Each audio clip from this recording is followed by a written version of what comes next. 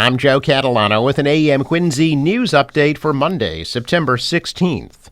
A domestic assault in Quincy last night is under investigation. Police say a woman slashed a man who was attacking her outside of 33 Winter Street in Quincy Point just after 9 o'clock last night. The man took himself to Boston Medical Center where he was arrested on domestic assault charges. The woman was not hospitalized.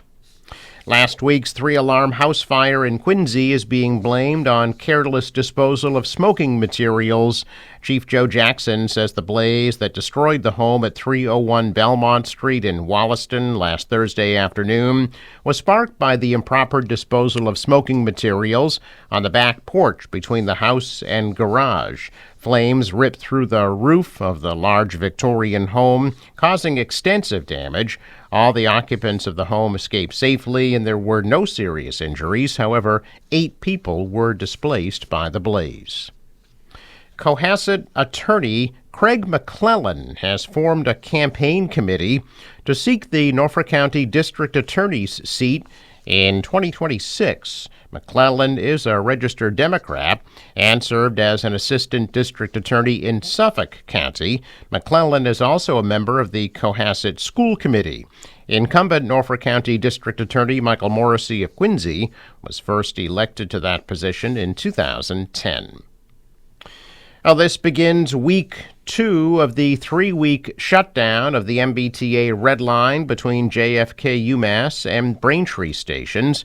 Free buses are replacing the trains during the project, which MBTA Chief Operating Officer Ryan Caholen says has been a long time coming. When the project is completed, officials say 20 speed restrictions on the Red Line will have been eliminated, and the round-trip travel time on the Braintree branch will be cut by 27 minutes. The T says it is on track to eliminate all speed restrictions on all subway lines by the end of this year. Preparations are well underway for the November 5th presidential election here in Quincy. Early voting begins on October 19th. And here in Quincy, City Clerk Nicole Crispo says October 26th is the last day to register to vote in the election, and October 29th, the last day to request a mail-in ballot. Crispo is predicting a turnout of at least 70% for the November 5th election in Quincy. Quincy City Council last week passed a resolution calling on state lawmakers to amend the Massachusetts Right to Shelter law.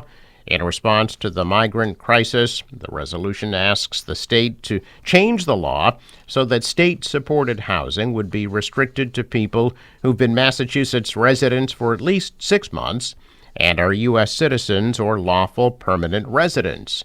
State Representative Tacky Chant of Quincy says the governor has already made changes to the law aimed at favoring state residents first.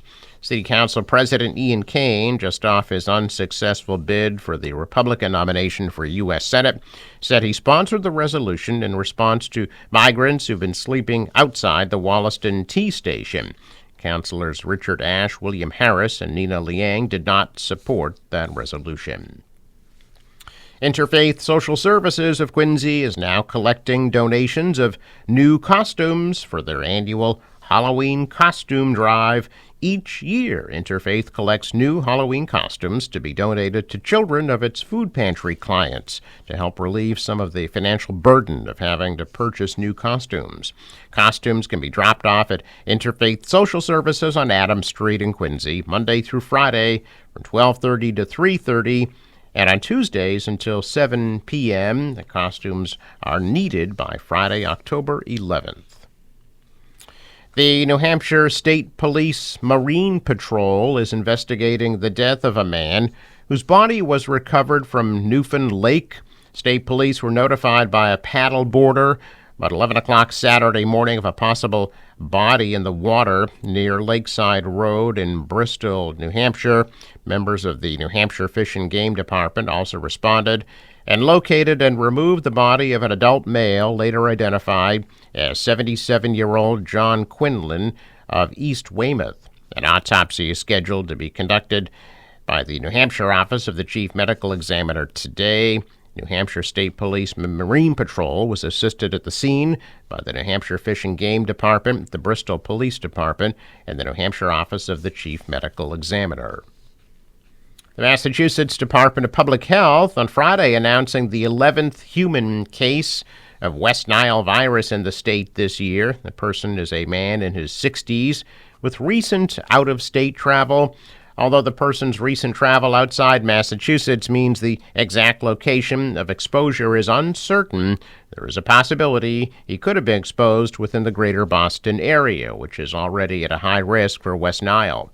Additionally, Department of Public Health announcing it's raising the Eastern equine encephalitis risk level to high in Concord and Middlesex County due to 2 consecutive weeks of EEE positive mosquito findings in species known to be able to spread the virus to humans. This is an expansion of an area already considered to be at high risk from EEE. There have been 314 West Nile virus positive mosquito samples so far this year, detected from Barnstable, Berkshire, Bristol, Dukes, Essex, Franklin, Hampden, Middlesex, Norfolk, Plymouth, Suffolk, and Worcester counties. There have been 95 EEE positive mosquito samples, 4 human cases, and 2 horse cases reported in Massachusetts so far this year. Approximately 500 registered nurses at Brigham and Women's Faulkner Hospital may strike if a new contract is not reached. It's unclear when a strike could happen, but the deadline for a new contract is today. Faulkner Hospital in Boston is part of the Mass General Brigham system. Faulkner nurses voted on July 25th to authorize a potential one-day strike. Issues at hand include unsafe staffing and patient safety issues and wage parity. Nurses at Faulkner currently make significantly less than nurses at Brigham and Women's, according to the Nurses Union. If scheduled, the one-day strike date would be announced to the public once the hospital has been given the 10-day notice required by law. Faulkner nurses would then plan to hold a 24-hour strike unless Faulkner agreed to a fair contract by that strike date. In a statement, Mass General Brigham says, "We've been negotiating with the union since the fall of 2023 and have participated in 12 sessions with the Massachusetts Nursing Association to date, along with a federal mediator during their last session. They've made progress, they say, including offering a considerable increase in wages for nurses." Check of business news this morning. Stocks are higher. The Dow was up 297 points. On Friday, the Nasdaq rose 114 and the S&P added 30. Asian stocks starting the week with modest gains. The dollar fell, the euro is up, oil at $68 a barrel. In sports, Patriots lose their home opener at Gillette Stadium yesterday to Seattle, 23-20 in overtime. They'll be at the Jets Thursday night at 8:15. And the Yankees beat the Red Sox 5-2. Sox are in Tampa Bay tomorrow night at 6:50.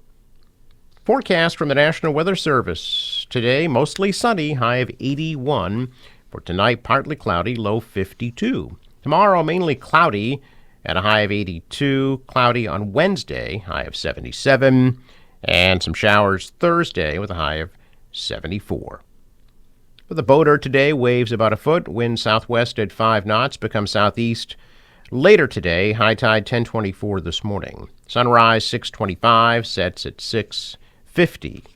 Traffic note, Fore River Bridge, scheduled to open Monday at 10 a.m., Tuesday at 11 a.m. I'm Joe Catalano with an AM Quincy news update for Monday, September 16th.